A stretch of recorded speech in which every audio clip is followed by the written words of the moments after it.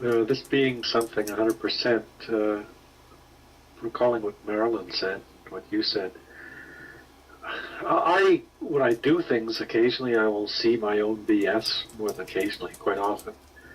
But you seem to be talking about something in addition to that.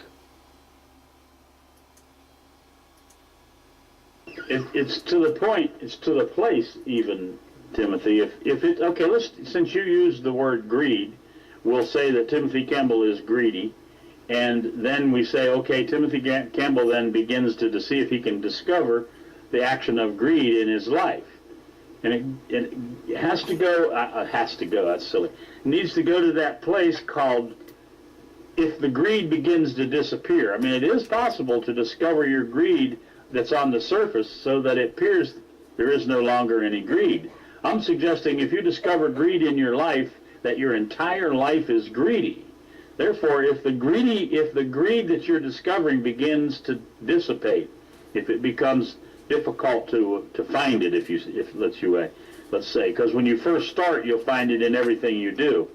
So if it begins to dissipate, then 100% means to say you'll dig deeper and deeper and deeper, and you'll keep going until you find every iota of your greed, because it's your entire life, and your entire life depends on it.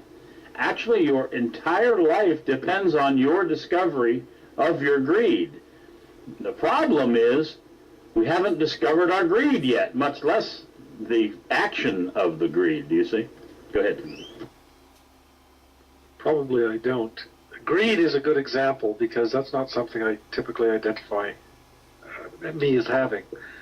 Yet, for about 2 years I've been living here, and I really haven't wanted anything. Just the stuff I already have is fine. I don't want anything. Nothing special. But recently, I've had an opportunity to get myself a nice motorcycle for a good price, and I haven't had any transportation for 2 years.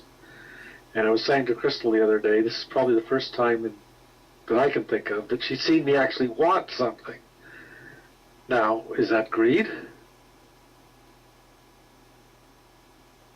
That's one. Didn't you say you want something?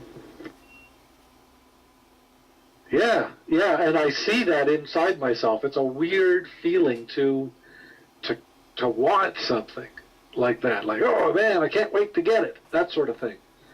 It's kind of an alien thing for me to have that sensation. I've wanted a motorcycle on some level ever since I sold my last one about 30 years ago. So there's always been that desire to ride another motorcycle. But would you file that under greed? It's a perfect thing that you're talking about, Timothy, because they're both in the same domain of activity, and they are each their own context. If you begin to break things down into context and content, and have distinctions between the content and the context, you'll begin to see that if you listen with yourself, you'll discover what it is that you're dealing with. When you said that, you said you wanted a motorcycle. So obviously it's want.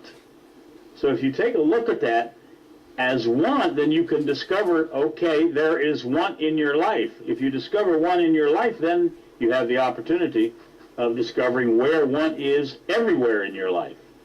So we've dropped greed. But if you transfer it into greed, then you're crashing your domains, because you're making your want your greed. In your case, perhaps the motorcycle has zero to do with greed and is only just want.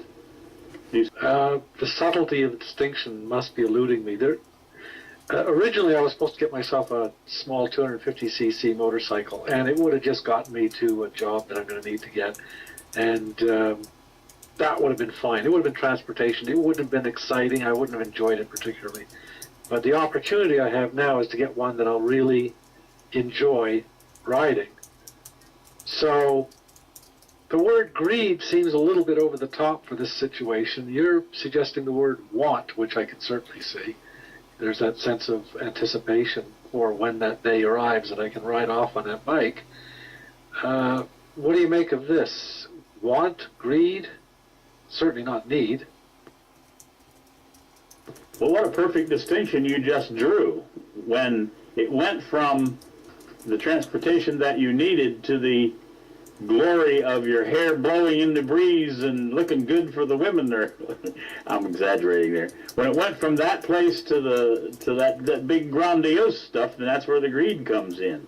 But do you see, look, gosh, what a perfect opportunity to take a look at what happens with 100%. When you see something 100%, if you can see that it's 100% want, in that want there is a 1% that is something else.